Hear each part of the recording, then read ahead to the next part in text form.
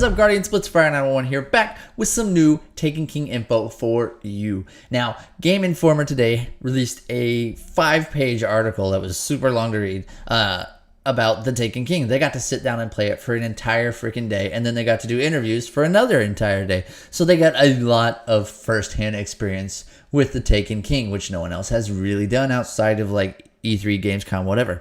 So the first thing they said was that this actually has a good story. The characters are not so dry, and the cutscenes are really good. So I'm super excited to hear that because, you know, as you know, the current story is terrible. So really excited about that. Now on to something you might not be so excited about. Weapons. Current Year 1 weapons. Now, they have said that there are more new weapons in the Taken King than were in the entire original launch game, not including the Dark Below and House Wolves, the launch game. So that's cool. But they also said green weapons are stronger than your Year 1 raid gear. So now you're going to be like, what the fuck? My raid gear is useless. Not really. And some of the raid weapons are actually pretty good in the Crucible, so those will still be good. But the other thing they said is that you can now sacrifice old weapons to upgrade current weapons instead of just getting a mode of light for them. So you get 20 No Land Beyonds from the Nightfalls.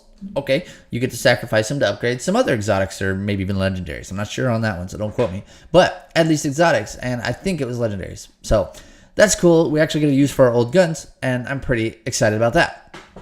So, and then the next thing they start talking about is the Dreadnought. Now, the Dreadnought is a big area, but it also has a bunch of very small corridors and chasms and stuff. So you will not be able to use your Sparrow in the Dreadnought. And now the guy in the article said he wasn't so sure about this because of how big the Dreadnought was supposed to be. But he said after playing for a little bit, he understood why there was no Sparrow because of the maze-like structure that is in there. It says he has some giant rooms, but there's a lot of little passageways, a lot of disappearing platforms to jump on, like in the Vault of Glass. So that's pretty cool. That he said he put his He said he put his platforming skills to a good test. So I'm excited about that. I love platformers. So no Sparrow in the Dreadnought. And the action in the Dreadnought is also very compact. There's a lot to do. As I said in my other video, there's going to be player instigated public events and stuff like that. So that's pretty cool. Now, also on the Dreadnought, we're not just going to be fighting Oryx and his Taken. We're also at least going to have Hive and Cabal. That's been confirmed. So that's pretty cool. I don't know how the Cabal and the Hive got there without being taken, but I'm sure that'll be explained to us in the new story since we actually are getting a new story. So that's cool. Now, to kind of illustrate how big the Dreadnought is, part of a new exotic weapon quest is going to be collecting pieces of a new exotic gun throughout the Dreadnought. Now, there will be 50 pieces scattered through the Dreadnought. So I don't know if they're going to look like little dead ghosts or what, but 50 pieces of a gun hidden throughout the Dreadnought. So that means the Dreadnought at least has to be a pretty good size to hide 50 pieces decently. And knowing Bungie, they will be decently hidden because some of those dead ghosts were a bitch to find without a guide. But I did it. I found all my dead ghosts without a guide. It was super fun, and I highly recommend it if you haven't gotten your dead ghost yet to not use a guide. So, if I understand the weapon thing correctly, legendaries will also be able to be sacrificed. So it may not just be exotics, but like I said, don't quote me on that, guys. I'm sorry. I'm reading a bullet list here of everything I got from the article. So the next thing it says is the loot backend. This is the quote here. The loot backend pays attention to what you need for meaningful improvement. So when you get a loot drop, the game will look at what you need to actually progress instead of just giving you something, which is cool. Now, he said it won't give you exactly what you need every time because that'll make the game very stale, but it will look and give you something better than just, your 15th Abyss Defiant, like in the other raids and stuff. So that's pretty cool. So look forward to that. Now, gear. There is a much wider range of gear for you to change your appearance with. Like I said in one of my other videos, you don't actually have to wear your faction or class item. You get to wear whatever class item you want. And some the new class items, they will give you stuff that actually matters, like intellect, discipline, one guy, they said that he ran across a ghost shell that increased the amount of glimmer he got from Hive, and same for class items. They're going to have all kinds of cool perks on them, so our class items aren't going to be completely useless, which is amazing, and I don't have to keep wearing the generic dead orbit class items, so that's cool. One of the ghost perks that they saw showed nearby materials like spin metal and all the other materials on the map. So that's pretty cool that your ghost can, I don't know how it shows, if it shows something on the radar or what, but it actually shows you where nearby materials are, which us being able to buy materials isn't a big deal, but that's pretty cool that they're adding perks in for your ghost. So there's going to be a bunch of new ghost shells too, so that we won't have 8 or 9 empty spots depending if you have the frontier shell. So that's cool. Now, one thing I touched on in my other video is in public spaces, you can decide what you want on your back. You can wear your primary, your special, or your heavy, whatever you want. Maybe even the new sword. Who knows? I still want to see what that freaking sword heavy weapon is. So that's cool.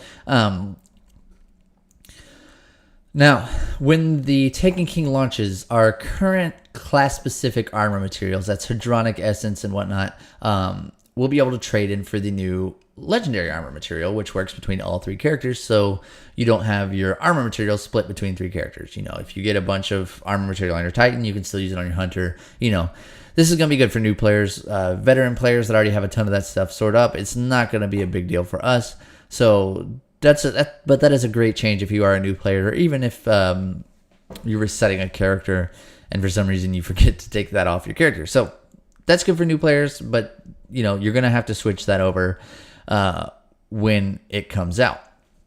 So now onto Xur. Xur has a pretty exciting new thing here. Xur will now be selling an item that boosts exotic drop rate from your next boss fight. So you better believe I'm going to stock up on those if it lets us buy more than one, because that's awesome. This is something I've been wanting from Bungie for a long time, is a way to boost exotic drop rates, and I have to say this is a pretty good way. I'm excited about it, and he's going to be selling them for strange coins, which is also awesome because I have a freaking ton of strange coins that are just sitting there with nothing to do. So that's how Xur is going to change. Now they started talking about the strikes, and one thing they are stressing with this is the replayability of strikes. Now there will be, as I said in my other video, 2 to 3 different enemy compositions for each strike. So we will have different races, and they'll fight us differently every time we play the strikes. So that's cool. And there will be 3 new strike playlists. They are called Vanguard Legacy, which is all the year 1 strikes, every one of them, even from the DLC. And then the next one is Vanguard Ursa, which is a random heroic strike that award legendary marks and Ingrams. Now, I'm going to take a break. Legendary marks here are what we will have now instead of Crucible marks and Vanguard marks. They're combining all that into one system to buy gear. Okay, so now back to our strikes. Vanguard Marmoset is the 3rd strike set that is going to be only the Taken King strikes. So that's our 3 new strike playlists. And as far as strikes go, Bungie is trying to do something about the AFKers. Now, I know this is very hard to do, but they're taking a little nod from Prison of Elders, and they're going to make AFK players teleport up into battle with you. So I hope that doesn't mean they'll teleport to like the beginning of the battle area, but actually put them in the battle so they'll die if they're AFK. At least don't let them get those any strike without dying bounties done.